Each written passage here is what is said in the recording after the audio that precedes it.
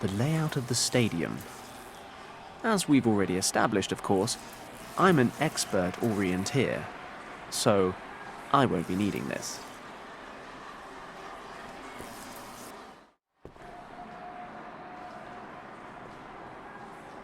A bottle of cleaner. The list of starters in the long jump. Glenn's got a slim lead, that's why he's last to jump. Call it intuition if you like, but I'm taking this towel.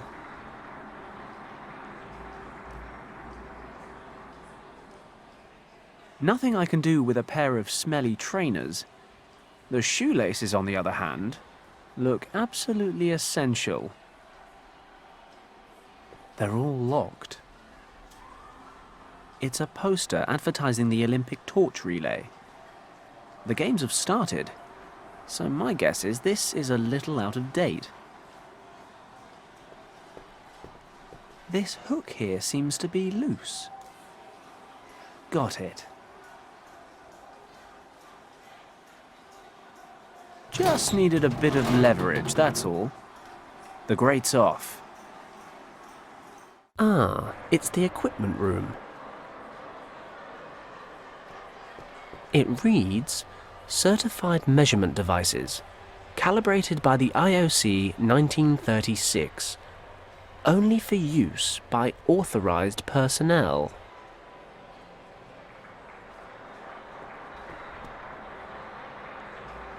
They're all locked.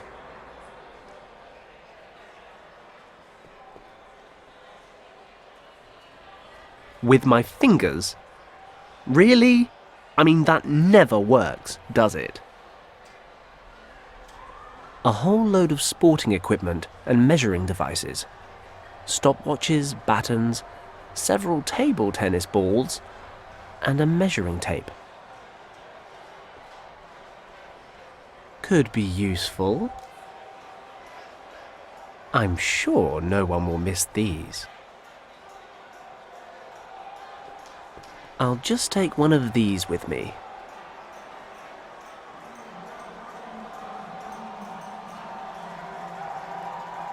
I'd much rather leave them here.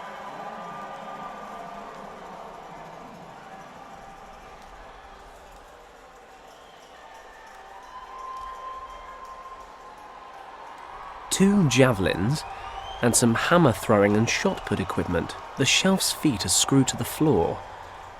That's some heavy-duty storage. I can't use the coat hook to loosen the screws. Yet. Maybe leaving it here will help. Somehow.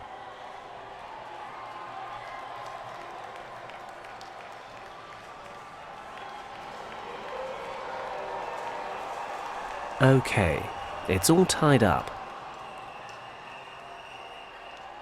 Time to get to work.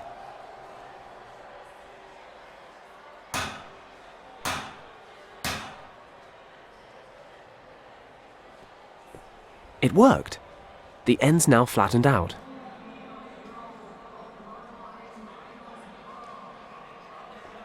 Now that it's flat, this makes for a pretty decent screwdriver. Let's get this panel loose. Ta-da! I present to you the inside of a locker.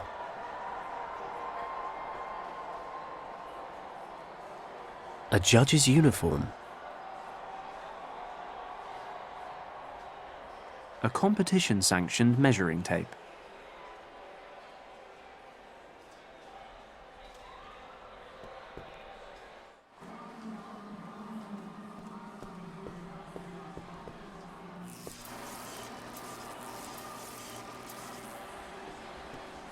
The lamp's seen better days.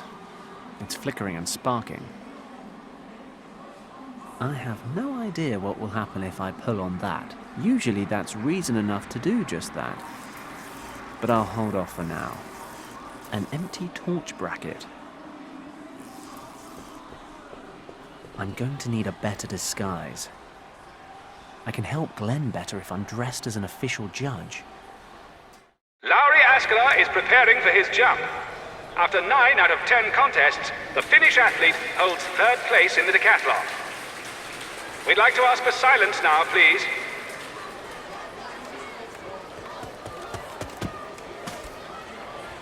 Askela's jump is valid as well. Now we're anxious to know the distance.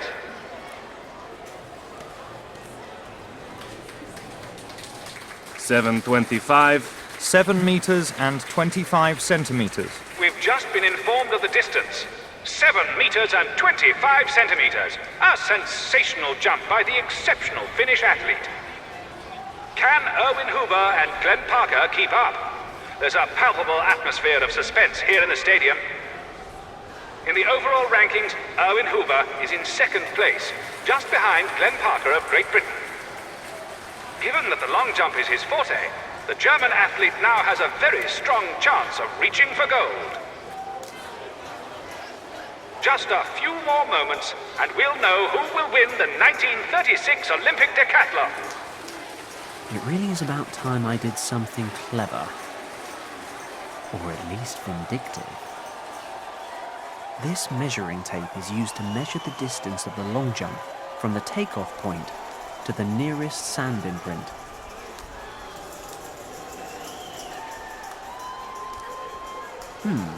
I could use the sharp edge to cut the measuring tape and then alter it. Won't be long before Glenn discovers his inner champion.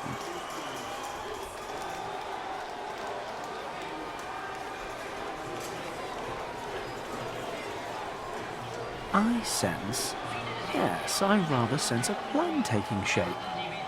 I'll cut another 25 centimeters off the 1 meter piece. That's the exact length Glenn needs to beat his competitor's best distance. Right. To properly alter the measuring tape, I'll have to glue the 25 centimeter shorter piece back onto the roll. So, any measurements off this baby will be 25 centimeters shorter. Should be enough to give Glenn the advantage, but I need something to stick it back together. The cleaner contains acetone. According to the label, this solvent shouldn't come into contact with plastics. My destructive tendencies are encouraging me to do precisely that, hence the table tennis balls. But if it melts plastic, I can only imagine what it does to human skin. I need a container of some kind.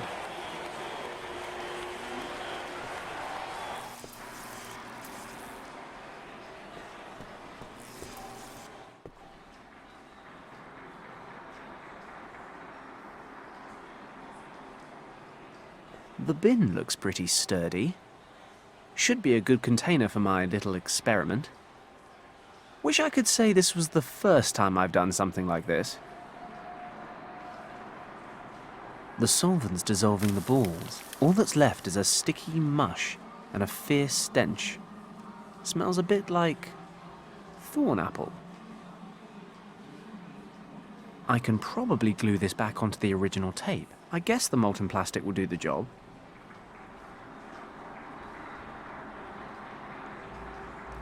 Perfect. I'll glue the shortened piece back onto the original roll. Job done.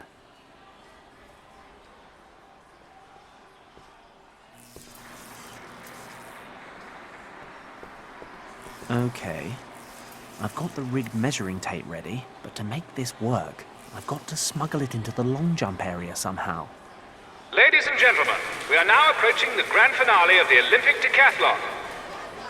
In just a few moments, Erwin Huber of Germany will step up to compete. I'd like to ask for quiet from the stands so that the athletes can concentrate.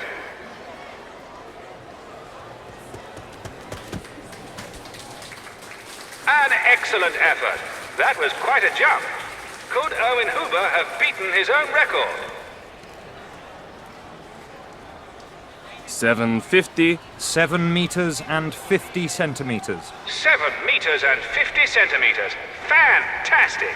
Erwin Huber has topped his own personal best. This will make it very, very difficult for Glenn Parker to defend his lead in the overall standings. Parker is heading to the track. In just a few minutes, his performance in the long jump will determine the gold medal decathlon winner. I'm really running out of time here. I've got to swap the tape. But I'll struggle as long as those two judges are still standing over it. I shouldn't do anything to blow my cover. This cable powers the lights and things out on the track.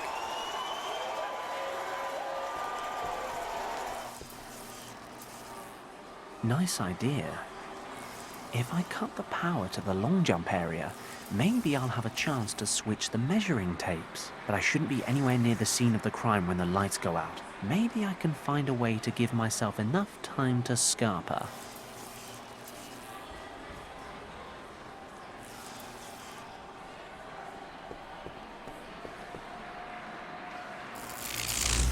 The sparks set the flowers alight.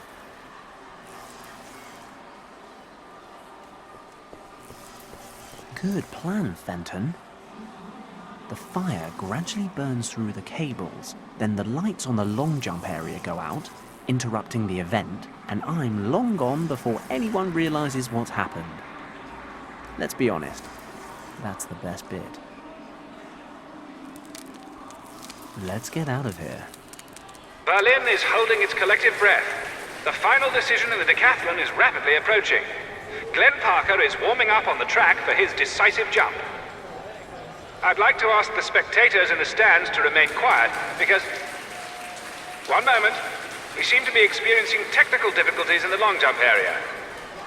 Testing, testing. 1, 2, 3. Can you hear me? What's wrong? What do you think is wrong? There's a complete power failure in this part of the stadium. Must be another problem with the cables. I'll go check. Come with me. I might need your help. Shouldn't the technician take care of it? Sure, in about 3 hours' time, we can't put the Olympic Games on hold. Can you keep an eye on things while we try to fix the problem? But of course, just leave everything in my capable hands.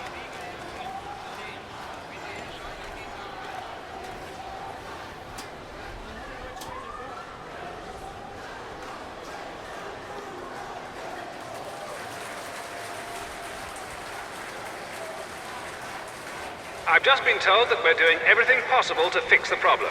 Thank you for your patience. I'm sure the long jump contest will resume shortly.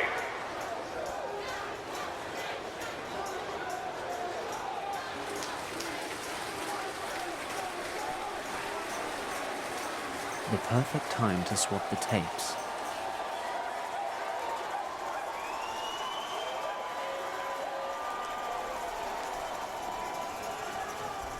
Ladies and gentlemen, our technical problems have been solved. The judges are returning to their seats, and we can continue. The big question, though, is will the interruption have put Glenn Parker off his stride? I see that he's returning to his starting position. Any minute now, he'll be making his decisive jump.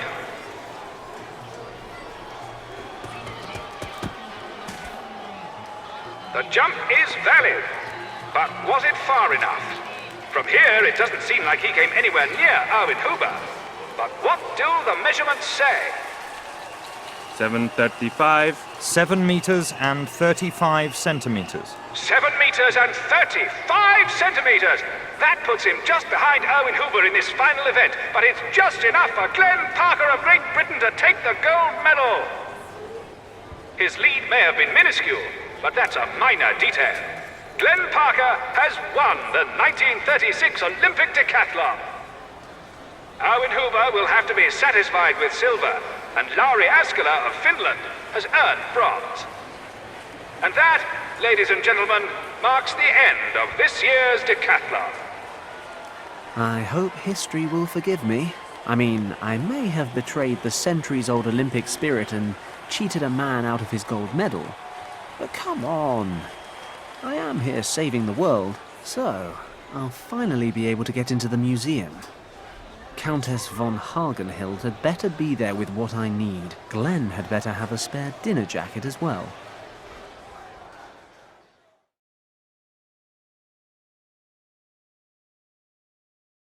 Cheers, Glenn. I really owe you one. No problem. Sure you don't fancy a drink to celebrate? Believe you me, once I'm done on this job, I'll be holding a liquid celebration for a solid week. For now, I just need to find a way down into the lower levels. Then I won't keep you. Maybe I'll see you at the next Sandhurst reunion.